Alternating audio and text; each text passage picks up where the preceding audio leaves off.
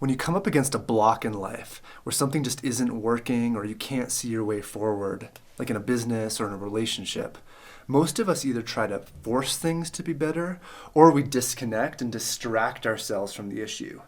Neither of those strategies is going to get you what you want, though. Here's a better way to handle when something is not working. What's up, you amazing human? My name is Ben Hart, and in today's video we're going to be talking about what to do when something is not working, how to handle it in a good way.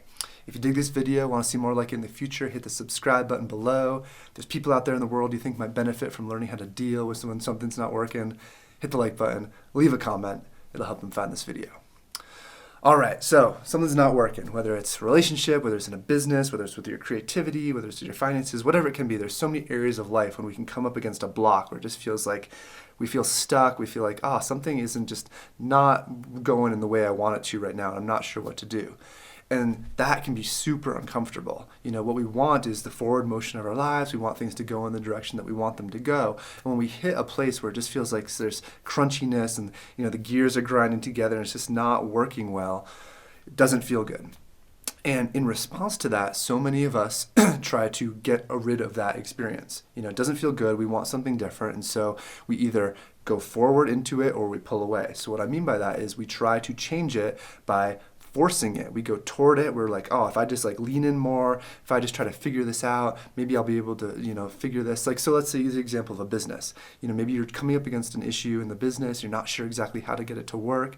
And so you try to force things. You're like, I can figure this out. If I just buckle down, if I have more grit, more perseverance, more determination, which are all wonderful things, maybe that will make it happen.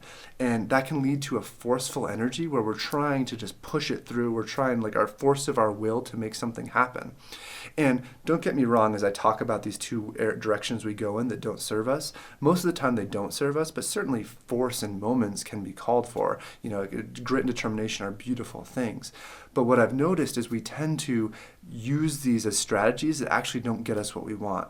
So you might lean in, you might try to force it to happen, you might try to make it happen in a way that it's not naturally going, and it just creates more exasperation, more loss of energy for you, more lack of clarity. It just creates more and more crunch. In the opposite direction, if something's not working in the business, we're not clear on what to do next, we're not clear on how to make it work, we might feel really uncomfortable and bounce out of it. So we disconnect from the issue. We start to distract ourselves from the issue. Anything to not have to deal with the discomfort of not knowing what to do and not knowing how to handle it. And that can be the same in relationships too. We can either try to force something to get better where the relationship isn't working, or we can bounce away and try to kind of distract ourselves from the issue and not have to feel it. In both cases, though, whether you're forcing or you're disconnecting and distracting, you're not sitting in the discomfort of what's actually happening in that moment. And what I want to offer is the middle ground of presence. The middle ground of letting the moment where you're not knowing what's happening, you're not knowing how to do it better, you feel it not working, and the discomfort of that, let yourself accept that. Let yourself embrace that discomfort. Let it really just marinate through you. Let yourself marinate in the discomfort, because what I've found and what I've seen in so many people is that when we really just allow what is there to happen, new insights emerge, new actions come to our mind around how we can hold this, around how we can handle this, and new avenues and new directions that weren't available to us before begin to open up. But so much of what we do is in response to not enjoying how it feels currently, not enjoying that it's not working, and feeling like we need to go and make something happen, or we need to just bounce out because I can't deal with this. And so what I'm saying is, sit in the not knowing. I've had another video where I talk about the not knowing and dealing with uncertainty, and I'll link it below so you can check it out. But the offering is to really sit in. You don't know what to do. You feel uncomfortable. It's not working. You're not sure. And just let that be what is so. Being with what is so allows change and transformation and new things to emerge. So often we're resisting what is so, we're trying to do something about it, we're trying to change it, and that just creates more gunk in the works. It creates just more crunch and more stagnation, rather than just fully being with, okay, right now this is not working. So, a very minor example of this is sometimes when I make these videos, there's times when I sit down and I'm like, what should the next video be? And I have no idea.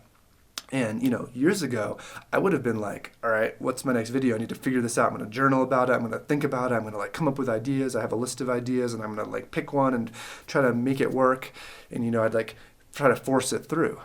Now, through this, this teaching and this wisdom that I've, realized over time is that I can just sit and, okay, there's no idea for a video right now. That's okay. And sit with presence in it, not disconnecting from that, not being like, all right, I'll just, not worry about it, not think about it, but more just okay, I don't know what the video is right now. I don't know what I want to say next. I'm just going to let that be. I'm just going to sit with the not knowing, sit with that being okay. And sometimes I'll just just kind of be, and whether it's just kind of sitting and breathing and being with what is happening and being with the discomfort or the desire to have an idea, or sometimes it's I just go about my day and then I come back to it. It's okay, do I know, is there any idea now? What about now? And sometimes there's still no idea and I come back to it later. Sometimes I stop 10 minutes later and I arrive in the present moment, and it's boom, an insight, an idea, an inspiration arrives.